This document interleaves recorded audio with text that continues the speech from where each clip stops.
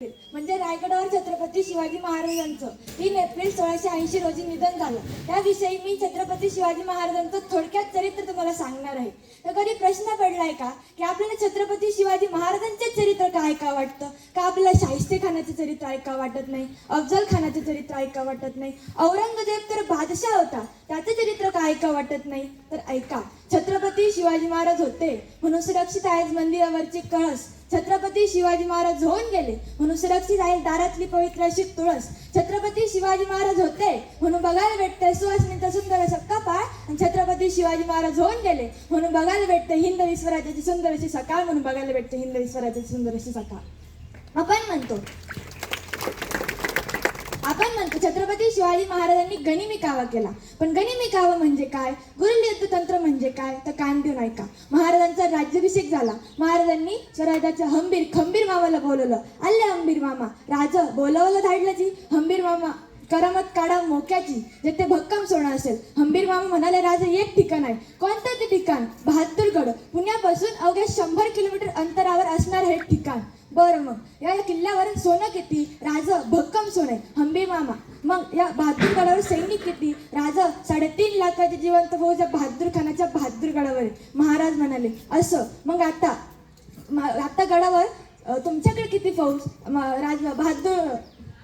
हंबीर मामा म्हणाले, राजा 60,000ची फौज माझ्याजवळ आहे, आणि गडावर तर सगळं सैनिक आता शेती करायला गेलेलं. आता गडावर फक्त 40,000ची फौज. तुमचे 60,000, माझे 40,000, झाले किती? 1 लाख. 1 लाखाची फौज घेऊन आपण जर बहादूरगडावर तुटून पडलो तर बहादूरगड 3.5 लाखाची फौज आहे. सैनिक नक्कीच कमी पडेल, आणि नंतर तो बहादूर खान रायगडावर चाल करेल. रायगड धोक्यात जाईल. म्हणून आता अशी लढाई करायची की ज्या लढाईमध्ये एकाही सैनिकाचं, एकाही मावळ्याचं रक्त सांडलं गेलं नाही पाहिजे. आता हंबीर मामाला प्रश्न पडला, लढाई तर करायची पण एकाही सैनिकाचं रक्त सांडलं गेलं नाही पाहिजे. हंबीर मामा म्हणाले, राजा तुम्हीच सांगा. महाराज म्हणाले, हंबीर मामा, या 1 लाखाच्या तुकडीचे 2 तुकडे पाडायचे. पहिली तुकडी 60,000ची बहादूरगडाचा पुढचा दरवाजा पुण्याकडे येतो, तेथे 60,000 मराठी उभा करायचे, आणि उरलेले 40,000ची तुकडी घेऊन तुम्ही बहादूरगडाचा मागचा दरवाजा कुरकुंबा गावाकडे येतो, तेथे तो उभा करायचे. ठरल्याप्रमाणे झालं. 60,000 मराठी बहादूरगडाच्या पुढच्या दिशेने, मराठे बहादूरगडाच्या दिशेने येऊ लागला. कोणीतरी बोलला, छत्रपती शिवाजी महाराज की. आता हा आवाज ऐकला बहादूर खानाच्या एका सरदाराने. बहादूर खानाचा एक सरदार बहादूर खानाकडे पळत गेला. हुजूर हुजूर, मराठे आ गए. बहादूर खान म्हणाला, दिवसा? मराठी कधी दिवसा येत नसतात, रात्री येऊन कार्यक्रम करून जातात. दिवसा आली म्हणजे आता गडावर 3.5 लाखाची फौज आहे, हे नक्कीच 4 लाख असणार. बहादूर खान सगळे वॉचमॅन गेटमॅन घेऊन मराठ्यांच्या दिशेने येऊ लागला. इकडून पुण्याकडून मराठे, इकडून बहादूर खान. वान होणार इतक्यात मराठ्यांनी रिव्हर्स गेट टाकला. भागो मराठे पुढे, बहादूर खान मागो, मराठे पुढे, बहादूर खान मागो, मराठे गायब. बहादूर खान म्हणाला, उगाच घाबरून दिला. इथं 60,000 आहेत, मला वाटलं 4 लाख आहेत काय. जितम करत बहादूर खानाकडे आला, बहादूरगडाकडे आला. जसं बहादूर खान बहादूरगडाकडे आला तसं मराठे पुन्हा आले. कोणीतरी बोलला, नमः पार्वती पते हर हर. आता लढाई होणार, आता युद्ध होणार. बहादूर खान सैनिक घेऊन पुन्हा मराठ्याच्या दिशेने येऊ लागला. परत मराठ्यांनी रिव्हर्स गेट टाकला. भागो मराठे पुढे, बहादूर खान माग, मराठे पुढे, बहादूर खान माग, मराठे पुन्हा गायब. बहादूर खान म्हणाला, लपाछपीचा डाव सोडली का? इथं लोक येतात आणि परत पळून जातात. पुढच्या वेळेस सोडायचं नाही. मराठे पुन्हा आले. कोणीतरी बोलला, छत्रपती संभाजी महाराज की. तर बहादूर खानाला वाटलं आता लढाई होणार. इकडून बहादूर खान, इकडून मराठे, वार होणार. तोपर्यंत मराठ्यांनी पुढे रिव्हर्स गेट टाकला. भागो मराठे पुढे, बहादूर खान माग, मराठे पुढे, बहादूर खान माग. त्याच्यातले काही मराठे कात्रजच्या घाटात, काही मराठे स्वारगेटकडं, तर काही मराठे मावळच्या गावात. बहादूर खानाला मराठे दिसायचेच बंद झाले. अरे त्याला काय माहिती, वारा वादळ आणि मराठे उभ्या जगात कोणाच्या बापाला सापडले नाही. आला पुण्याकडे 100 किलोमीटर लांब, आणि या संधीचा फायदा साधून हंबीर मामा बहादूरगडावर तुटून पडले. बहादूरगडावर कोण? उरलेले वॉचमॅन गेटमॅन थापडे देऊन सुलवले. हंबीर मामा सोना घेऊन काय तिकडून तो बहादूर खान जितम करत बहादूरगडाच्या जवळ आला. जसा त्याला बहादूरगडावर सगळा दूर दिसायला लागला. तेवढ्यात एक सरदार बहादूर खानाकडे पळत आला. हुजूर मराठे आ गए. तो आम्ही कोणाच्या मागे गेलतो? मराठी हुजूर. इथे कोण आलतो? मराठी हुजूर. बहादूर खान म्हणाला, नीट सांग. इकडे इथं कोण आलतं? मराठी हुजूर. आम्ही कोणाच्या माग गेलतो? मराठी हुजूर. बहादूर खान म्हणाला असं फसवलं नाही. बहादूर खान बहादूरगड शांत. आता महाराजांना प्रश्न पडला की आता गडावरचं सगळं सैनिक शेती करायला गेलं, गडावर थोडे सैनिक, आणि हा बहादूर खान काय शांत बसणार नाही. औरंगजेबाबू सैन्य घेईल आणि रायगडावर तुटून पडले नाही. म्हणून महाराजांनी एक योजना आखली. महाराजांनी एक पत्र लिहिलं. त्यामध्ये महाराज म्हणतात, बहादूर खान साहिबा पर हरभऱ्याच्या टोकावर आला. बहादूर खान साहिबा, हंबीर मामाने फार वाईट केलं. खरं म्हणलं तर आम्ही त्यांना सांगितलंच नव्हतं. त्यांनी मनाचं शहाणपणा केलेला आहे. म्हणून आम्ही लुटलेलं सगळं सोनं आणि आमचा मुलगा शंभू राजा तुमच्याकडे पाठवतो. हे पत्र गेलं बहादूर खानाला. बहादूर खान म्हणाला ठीक आहे, पण महाराजांनी एक अट टाकली. ती अट म्हणजे अशी की या कागदपत्रावर औरंगजेबाचा सिक्का घेऊन यायचा. महाराजांनी त्याला इथंच गुतडलं. नंतर औरंगजेबाचा सिक्का घेण्यासाठी बहादूर खानाचा वकील गेला. त्याला जायला लागला 1 महिना. कागदपत्र तयार करायला लागले 2 महिने. वापस यायला लागला 1 महिना. झाले किती? 4 महिने. महाराजांना किती वेळ युद्ध थांबायचं होतं? 4 महिने. आता महाराजांनी त्या काळात 90 लाखाची फौज रायगडावर उभं केली. आता महाराज पण म्हणाले कोण यायचं ते येऊ द्या. नंतर बहादूर खानाचा वकील बहादूर खानाकडे आला. हुजूर सिक्का आणला बरं का. मग बहादूर खान म्हणाला ठीक आहे, ते शिवाजी राजा म्हणले होते ना सोनं नाणं देईन म्हणे, तेवढं घेऊन ये. नंतर तो महाराजांकडे आला. म्हणाला शिवाजी राजा हे घे सिक्का. महाराज म्हणाला सिक्का कशाला? अहो तुम्ही तर म्हणाले होते ना बहादरगड लुटला त्याबद्दल फार वाईट वाटतंय, सोनं नाणं वापस देऊ म्हणून. कधी? तुम्ही तर म्हणाले होते सोनं नाणं देऊ, शंभू राजा देऊ. त्यावेळेस महाराज ताटीशी उठले आणि म्हणाले अरे जाऊन विचारते त्या बहादूर खानानं त्याने अशी कुठली संचर गाजवली की आम्ही आमचा शंभू राजा तुमच्याकडे पाठवा म्हणून. माघारी फिरा नाहीतर येतेच मार माझा. नंतर बहादूर खानाने औरंगजेबाला पत्र लिहिलं. म्हणाला हुजूर त्या मराठ्यांनी पुन्हा फसवलं. नंतर औरंगजेब त्याला उत्तर देताना म्हणतो अरे ते मराठे दरवेळेस योजना टाकतात तरी कसे आणि तुम्ही दरवेळेस फसतात तरी कसे? त्यावेळेस त्याला उत्तर देताना बहादूर खान म्हणतो की हुजूर ती मराठी एकदा आग्र्याला सुद्धा आले होते. जसं त्यांनी तुम्हाला फसवलं ना तसंच आम्हाला फसवलं म्हणे. जगाच्या पाठीवर एकमेव मोहीम झाली, त्यामध्ये एकाही मावळ्याचं रक्त सांडलं गेलं नाही, तरी ती महाराजांनी जिंकून दाखवली. त्याला छत्रपती शिवाजी महाराजांचा गनिमी काळ म्हणतात. एकदा एक 12 वर्षाचं पोरगं हरवलं, दुसऱ्या राष्ट्रातलं होतं, हरवलं, महाराष्ट्रात येऊन पोहोचलं, शेतकऱ्याकडे गेला. असा कोणी माणूस आहे की जो लोककल्याणकारी काम करतो? तो शेतकरी म्हणाला एक माणूस आहे. काय त्याचं नाव? त्यांचं नाव शिवाजी राजा बरं का. महाराजांना बघण्यासाठी ऐन 12 ते 13 वर्षाचं पोरगं याकडे कपारातून त्याकडे कपारात पायात खडे टोचत होते, पण विचार नाही आला काय तर राजाला भेटायचं. ते पोरगं गेलं रायगडावर गेलं. तर ते त्याला महाराजांचे सेनापती भेटले. महाराजांचे पियेने विचारलं काय काम काढलंस रजी? पोरगं म्हणाला काय नाही, राजाला भेटायचं होतं. बरं मग काय करतोस रजी? ते पोरगं म्हणाला काय नाही, उत्तम कविता लिहितो, उत्तम गाणं लिहितो. असं मग महाराजांनी कधी कविता लिहिली असशील का? तर पोरगं म्हणाला नाही बा, ध्यानातच नाही राहिलं. मग बिये म्हणाले रायगडाच्या पायथ्याशी जा, 1 ते 2 दिवस थांब, महाराजांनी एक सुंदर अशी कविता तयार कर, ती कविता आम्हाला ऐकव, आम्ही तुला राजाची भेट घालून देतो. महाराजांचे पिये चायपेक्षा किटली गरम, काय दावल्याशिवाय काय पासच होत नाही. नंतर ते पोरगं रायगडाच्या पायथ्याशी जातं, महाराजांनी एक सुंदर असं गाणं लिहितं आणि ते पियेंना ऐकवतं. पिये म्हणतात बहुत खूप, चल त्याला राजाची भेट घालून देतो. नंतर पिये त्याला राजाकडे घेऊन जातात आणि म्हणतात अहो राज, या पोरानं तुमच्यावर असं सुंदर असं गाणं लिहिलंय, ऐकशाल का राज? राजा म्हणाले ऐकवा. ते गाणं आपण आपल्या उभ्या आयुष्यात एकदा तरी ऐकलं असेल. ते गाणं म्हणजे इंद्रजनी जंबबर बाणवसु वंबबर रावणस तंबबर रघुकुल राजे पौन पारी नाह पर शंभुरसी डाह पर जस अस बाह पर रामद्विज राजे रामा मृगदुंडवर चित्ता मृगजुंडवर तुषनवी तुंडवर जैसे मृग राजे तेज तमा अंसवर कंठधनी कंसपर व्योमनेचलंसपर शेर शिवराज हे शेर शिवराज हे शेर शिवराज. गाणं प्रत्येकाने ऐकलं असेल. हे गाणं महाराजांनी ऐकलं. महाराज म्हणाले बहुत खूप. त्या कवीचं नाव म्हणजे कविभूषण. महाराज म्हणाले बोला कविभूषण काय पाहिजे तुम्हाला? त्यावेळेस कविभूषण नाही म्हणाले की राज तेवढ्या गावाचं ग्रामपंचायतीचं बघून घ्या, की पोराला कुठे जिल्हा मध्यवर्तीवरती घेता का? नाही, रक्त वेगळं होतं. कविभूषण म्हणाले राज हिरे माणिक मोती यापेक्षा श्रेष्ठ आमचे छत्रपती संभाजी महाराज आणि शिवबाराजे. कविभूषणचा सत्कार महाराजांनी कैक नाणे देऊन केला. जगाच्या पाठीवर एकमेव राजा आहे ज्यांनी कलाकारांच्याही कलाचा सत्कार केला. इतिहास फक्त एकच नाव सांगतो, छत्रपती शिवाजी महाराज. या स्वराज्यावर अनेक संकट आले, त्यातमधलं एक संकट म्हणजे अफजल खान 40,000ची फौज घेऊन आला. त्यावेळेस महाराज कुठल्या गडावर होते? महाराज होते राजगडावर. राजगडावर काय करत होते तर त्यांच्या प्रिय पत्नी सैफाई साहेब शंभूराजाच्या आई यांचं या रायगडावर आपले शेवटचे श्वास मोजत होता. दुसरा दिवस उजाडला. निसाईबाई साहेबांचं निधन झालं. छत्रपती शिवाजी महाराजांच्या हाती एक पत्र लावलं. ते पत्र होतं अफजल खानाचं. त्यामध्ये अफजल खान म्हणतो, शिवाजी राजे, हमारी बड़ी बेगम साहिबा का आदेश है की शिवाजी को जिंदा या मुर्दा उनके सामने पेश करना है. त्यावेळेस शिवाजी महाराज नाही म्हणाले. त्यावेळेस शिवाजी महाराज असे नाही म्हणाले की चौकात भेटलं धावतो काय, या गेटच्या बाहेर भेटलं सांगतो काय. नाही, महाराजांनी संयम बाळगला. महाराजांनी एक पत्र लिहिलं. त्यामध्ये महाराज म्हणतात, अफजल खान साहिबा पर हरभऱ्याच्या टकवऱ्याला. अफजल खान साहिबा, मला तुमची भीती वाटत आहे. कृपया करून तुम्ही प्रतापगडाच्या पायथ्याशी भेटण्यास यावे. हे पत्र गेलं अफजल खानाला. अफजल खानाला वाटलं राजा घाबरला आणि महाराज प्रतापगडला जाण्यासाठी निघतात. महाराजांनी एक योजना टाकली. ती म्हणजे महाराजांनी प्रतापगडाकडे येणाऱ्या आणि जाणाऱ्या सगळ्या वाटा बंद करून टाकल्या. ठेवली फक्त एकच वाट चालू. तिचं नाव म्हणजे रणतोंडीचा घाट. रणतोंडी नावातच येतं, जो जातो तिथून रडत रडत जातो. तेथून या अफजल खानाच्या 40,000ची फौज गेली. अर्धा सैनिक रडू रडूच मेलं. राहिलं किती? 40,000. 40,000 मधलं अर्धा सैनिक रडू रडू मेलं. राहिले किती? 20,000. 20,000ची फौज घेऊन अफजल खान प्रतापगडाकडे जाण्यासाठी निघतो. आणि महाराज एक दुसरी योजना आखतात. ती म्हणजे महाराज अफजल खानाचा हत्ती विष देऊन मारतात. का मारतात? तर एखाद्या मोहिमेतला हत्ती विष देऊन मरावा म्हणजे ती मोहीम निकामी व्हावी याचा संकेत असतो. महाराजांनी दुसरी योजना टाकली. ती म्हणजे महाराजांनी त्यांचे पाक कलाकार बोलवले आणि सांगितलं, याच्या जेवणातल्या आम्ल पदार्थाची आम्लता कमी करा. कारण की जेवढी आम्ल पदार्थाची आम्लता कमी राहील तेवढ्या त्याचा राग हा कंट्रोलमध्ये येईल. ठरल्याप्रमाणे झालं. आणि महाराजांनी भेटीसाठी शामियाना बांधला. शामियाना का बांधला?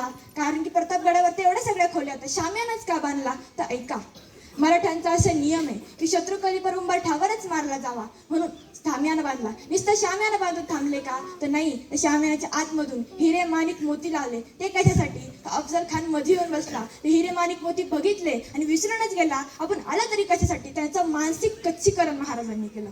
ठरल्याप्रमाणे झालं. आणि वेळ ठरवली दुपारचे 12. दुपारचे 12 का? संध्याकाळचे 7:30 का नाही? तर ऐका, दुपारच्या 12 वाजता सूर्य कुठं असतो? डोक्यावर. अफजल खानाची छावणी खाली, महाराज प्रतापगडावर. अफजल खानाला वरती बघायचं म्हटलं तर ते सूर्यप्रकाशाची किरण त्याच्या डोळ्यात पडायचे आणि त्याला काहीच दिसायचं नाही. पण महाराजांना खाली बघायचं म्हटलं तर महाराजांना दिसायचं की अफजल खान खाली काय काय करतो. नंतर ठरल्याप्रमाणे झालं आणि महाराज जाण्यासाठी निघतात. महाराज सोबत घेतात पहिला सवंगडी. त्याचं नाव म्हणजे जीवा महला. जीवा महला कशासाठी? तर अफजल खानाकडे उत्कृष्ट दानपट्टा चालत म्हणजे सय्यद बंडा आहे. सय्यद बंडाचा दानपट्टा थोपवायचा असेल तर महाराजांनी घेतला जीवा महला. महाराजांनी दुसऱ्या सवंगडी सोबत घेतला. त्याचं नाव म्हणजे संभाजी कावजी.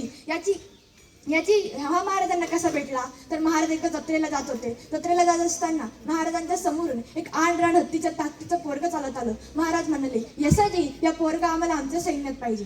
यसाजी गेले, त्या पोराला घेऊन आले. म्हणाले, नंतर त्या पोराला महाराजांसमोर आणलं आणि महाराजांनी विचारलं, काय करतोस रजी? ते पोरगा म्हणाला, काय नाही, खातो पिंदा आणि झोपतो. असं? मग आमच्यासाठी काम करणार का? ते पोरगा म्हणाला, काय करावं लागेल? महाराज म्हणाले, काय नाही, खायचं प्यायचं झोपायचं आणि कोणी आडाला की कापायचं, बस. त्याचं नाव म्हणजे संभाजी कावजी कोंढाळ. महाराजांनी याचा उपयोग अफजल खानाच्या वधाच्या वेळेस का केला? तर अफजल खानाचं वजन आणि संभाजी कावजीचं वजन हे सारखं आहे. म्हणजे कुस्तीत पैलवान उतरायचे म्हटल्यावर सारखी वजनी गटाची लागतात ना. महाराजांची बुद्धी तेथे वेध घेते. महाराज जाण्यासाठी निघतात. एक सैनिक आपल्या हातामध्ये एक ताट घेऊन येत असतो. ताटावर एक रुमाल असतो. त्या सैनिक ताटावरचा रुमाल काढतो. त्याच्यात असतं चिलखत, त्याच्यात असतं जिरटोप. महाराज जिरटोप घालतात, महाराज चिलखत घालतात आणि त्यामध्ये अजून एक सैनिक अजून हत्यार असतं. ते हत्यार महाराज बोटात घालतात. ते हत्यार बघितल्यावर एक सैनिक म्हणतो, राज, या हत्याराला काहीतरी नाव द्या राज. त्यावेळेस महाराज म्हणतात, या हत्याराला आम्ही नाव देतो मराठी वाघाचं नख. आम्ही याला वाघनख असं नाव देतो. ठरल्याप्रमाणे होतं. महाराज छावणीच्या बाहेर येऊन उभा राहतात. छावणीच्या शेजारी असलेले तानाजी माणूस रे यांच्या डोळ्यातून एक खळदिशी आश्रय येतो. अरे देवा, कशी परिस्थिती आणली रे. अरे स्वतःच्या जीवाचा प्राण लावून देऊ पण राजाच्या केसाला धक्का लागला नाही पाहिजे. नंतर महाराज छावणीच्या आत जातात. महाराजांना बघून अफजल खान उठून उभा राहतो आणि म्हणतो, यही है क्या रे वो शिवाजी? तो सरदार म्हणाला, हा हुजूर, यही है वो शिवाजी. मग अफजल खान म्हणाला, बहुत सुना है तेरे बारे में, एक बार आजमा लेना चाहता हूँ. नंतर अफजल खानानं महाराजांना आलिंगन दिलं. पहिलं आलिंगन दिलं, यशस्वी झालं. दुसरं आलिंगन दिलं, खानानं दगा केला, कट्टार काढली. महाराजांना वार करायचा प्रयत्न केला पण नंतर महाराजांना दगा झालेला. महाराजांनी हातातली वाघनख काढली, अफजल खानाच्या पोटात खुपसली. आतात गेली, कुबळं घेऊन बाहेर आली. शाहिस्ते खान अफजल खान ओरडला, हे अल्लाह, अय अल्लाह, दगा दगा हुआ है हमारे साथ. नंतर हे आवाज ऐकल्यावर अफजल खानाचा उत्कृष्ट दानपट्टा चालक सय्यद बंडा महाराजांवर वार करतो. तितक्यात जीवामाला आपल्या दानपट्ट्याने सय्यद बंडाचा दानपट्टा थोपवतो आणि यात पुटपुट लागतो, होते जिवाजी म्हणून वाचले छत्रपती शिवाजी.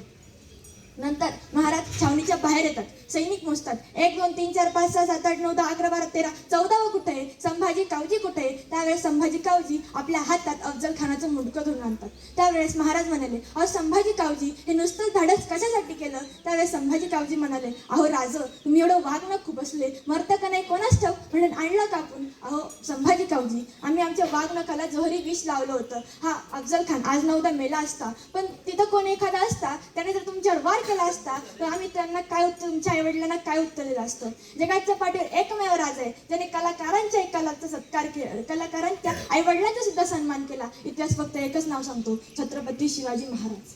अनेक संकट येत राहते. त्याच्यातलं दुसरं संकट म्हणजे शाहिस्ते खान.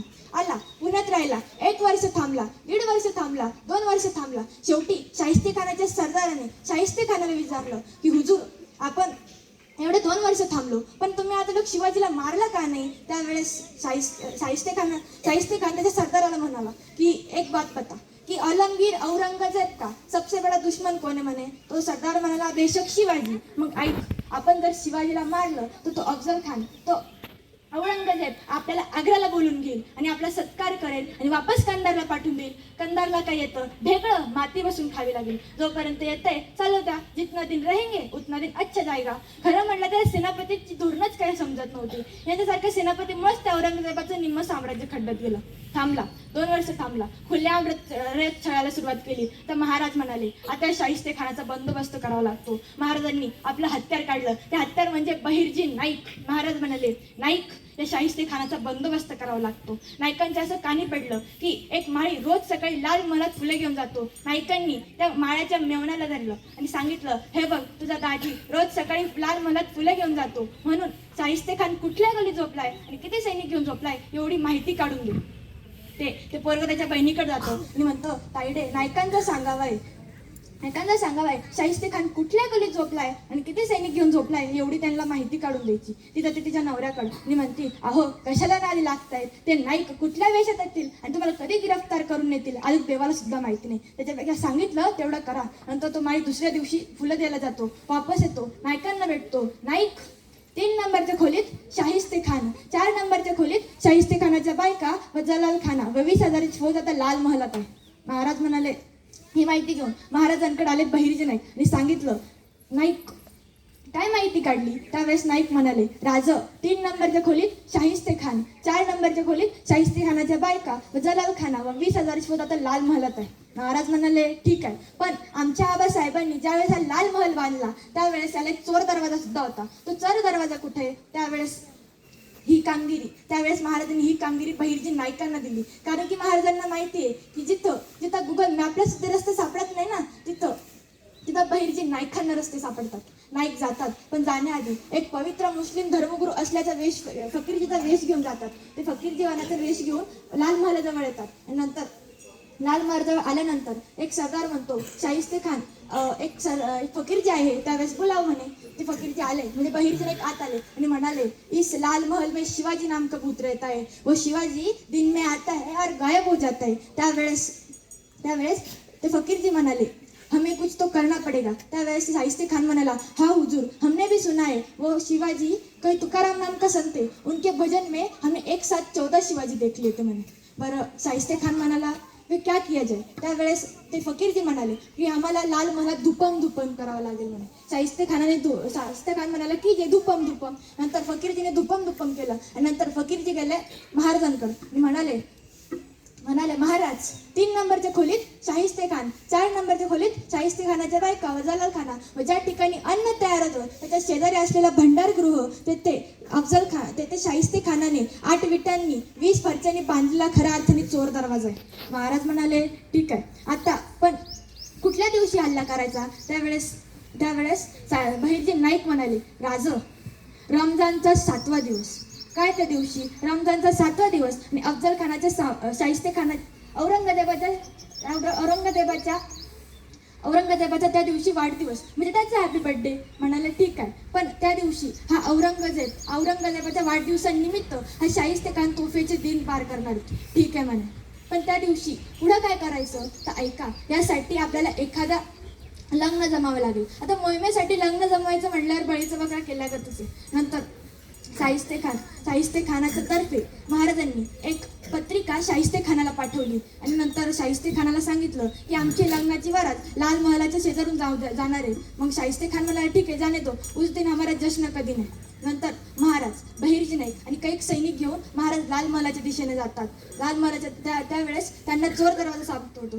यशाजी पुढे होतात, एका ठोक्यात भिंत पाडतात, मध्ये जातात. मध्ये गेल्यावर समोरून एक तलवार घेऊन एक माणूस उभारलेला असतो. त्यावेळेस महाराज तलवार घेतात, सपकन तलवार चालवतात. मेला शाहिस्तेखान बेमत मेला. पण तो शाहिस्तेखान नव्हता, तो होता शाहिस्तेखानाचा मुलगा. महाराज बाहेर आले, बघितलं शाहिस्तेखान धावत पळत होता. शाहिस्तेखान पुढं महाराज मागं, शाहिस्तेखान पुढं महाराज मागं. शाहिस्तेखान गेला बायकांच्या खोलीत जाऊन लपला. कारण त्याला माहिती आहे की हा राजा कधीच गोठ्यातला गाईला आणि परस्तीला हात लावत नसतो म्हणून. त्याला वाटलं राजा गेलं. नंतर शाहिस्तेखान बाहेर आला तसं महाराजांनी त्याला धरलं. शाहिस्तेखान पुढं महाराज मागं, शाहिस्तेखान पुढं महाराज मागं. नंतर शाहिस्तेखानाने खिडकीतून उडी टाकली आणि महाराजांनी एक तलवारीचा वार केला. जीवावरचं 3 बोटावर निभावलं. नंतर बहिर्जी नाईक राजाजवळ आले. म्हणाले, राजा शाहिस्तेखानाचे सैनिक जमा होते राजा. मग तुम्ही आता लाल महालाच्या पश्चिम दिशेला जावा. आणि बहिर्जी नाईकांनी सांगितल्याप्रमाणे महाराज लाल महालाच्या पश्चिम दिशेला गेले आणि बहिर्जी नाईकांनी 400 बैल लाल महालाच्या शेजारी उभे केले होते. त्यांच्या शिंगाला मशाली बांधल्या आणि त्या मशाली कात्रंच्या घाटात सोडून दिला. आता त्या सैन्याला वाटलं की हे मराठे आहेत. ते सैन्य शाहिस्तेखान त्यांचं सैन्य घेऊन त्या बैलांच्या मागे गेला आणि इतिहास फुटला की बहिर्जी नाईकांनी शाहिस्तेखानाला सगळ्यात पहिले कात्रंचा घाट दाखवला. नंतर शाहिस्तेखानाची एक बहिणी धावत पळत शाहिस्तेखानाकडे आली. म्हणाली, हुजूर गजब हो गया, हुजूर गजब हो गया, वनार दमशी वा मेरी छोटी बेटी को उठा कर ले गया. त्यावेळेस शाहिस्तेखान म्हणाला, अरे चुप कर पगली, चुप कर. वो शिवाजी किसी की उंगलियां काट सकता है, वो शिवाजी किसी की गर्दन मार सकता है, पर वो शिवाजी किसी की बहन बेटी पर भी हात नहीं डाल सकता. प्रबोधनकार ठाकरेंचं असं वाक्य आहे की पोरांनो, एखाद्या वेळेस तुमच्या चंद्रावर डाग असेल पण छत्रपती शिवाजी महाराजांच्या चरित्रावर तुम्हाला एक सुद्धा डाग पाहायला भेटणार नाही.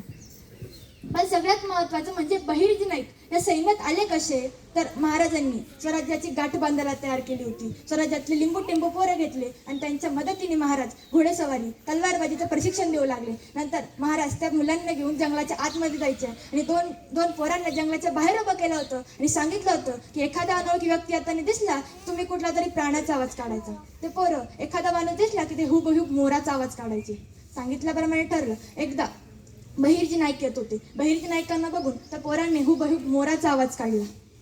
आता बहिर्जी नाईक आत आले आणि म्हणाले, राजा या शेतकऱ्याच्या पोराला तुमच्या सैन्यात घ्या की राजा. महाराज म्हणाले, असा कोटला गुण तुमच्यात आहे बहिर्जी की त्यामुळे आम्ही तुम्हाला आमच्या सैन्यात घेऊ. त्यावेळेस बहिर्जी म्हणतात, राजा तो गुण तुम्ही शोधावा. आणि महाराज तिथून जाण्यासाठी निघतात. महाराजांचे म्हणजे बहिर्जी नाईक तिथून जाण्यासाठी निघतात.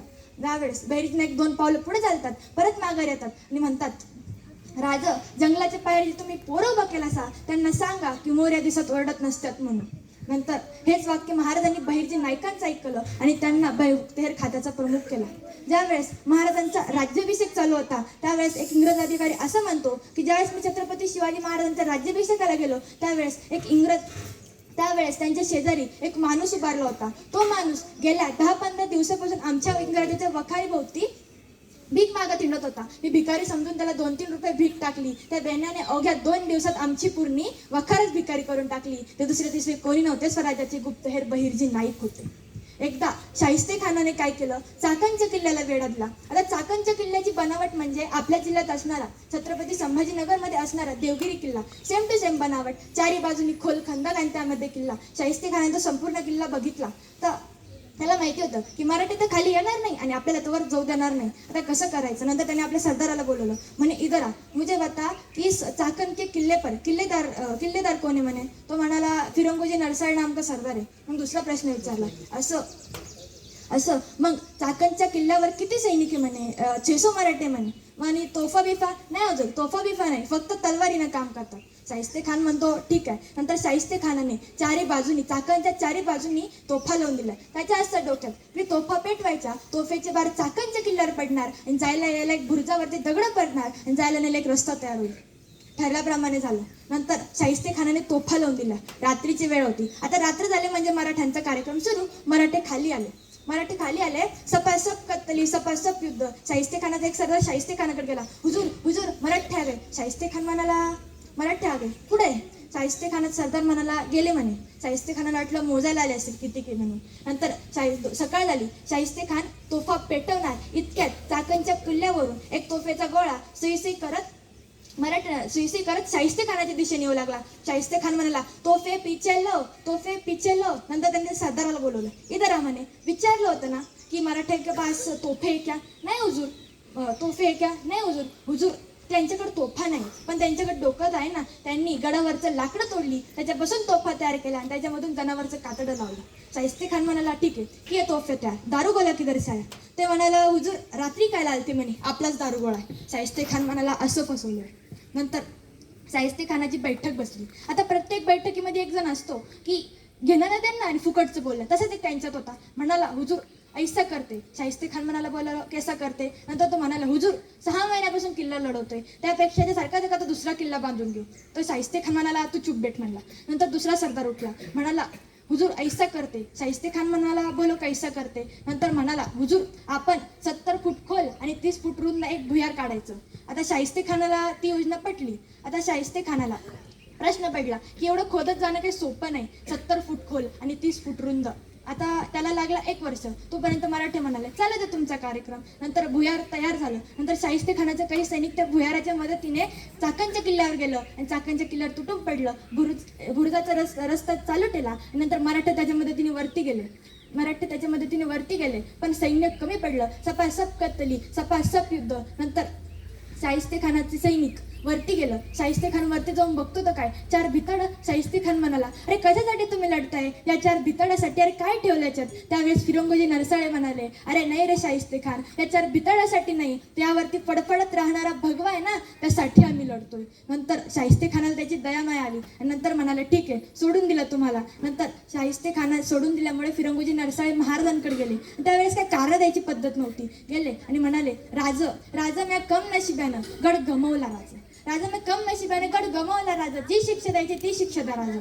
त्यावेळेस महाराज म्हणाले फिरंगोजी रडतायत कशाला? गड गेलाय वापस घेऊन टाकू. त्यावेळेस सांगू शकले असते ना की शाहिस्ते खानाची 20,000ची फौज, आमचे फक्त 600 मराठे डिपॉझिट पण उरले असते. नाही राज मी कम नशिबानं गड गमवला. राजा तू भगवा घेऊन वापस आले. तू भगवा म्हणजे काय? तर भ म्हणजे भयरहित, ग म्हणजे गर्वरहित आणि व म्हणजे वासनारहित. या 3 शब्दाचा संगम म्हणजे भगवा. हा भगवा प्रभू श्री रामांचा, हा भगवा वारीला जाणारा वारकरांचा, हा भगवा माझ्या धारकरांचा, निष्ठेचा व त्यागाचा, त्याचे छत्रपती संभाजीराजे यांच्या बलिदानाचा हा भगवा तुमचा नामचा.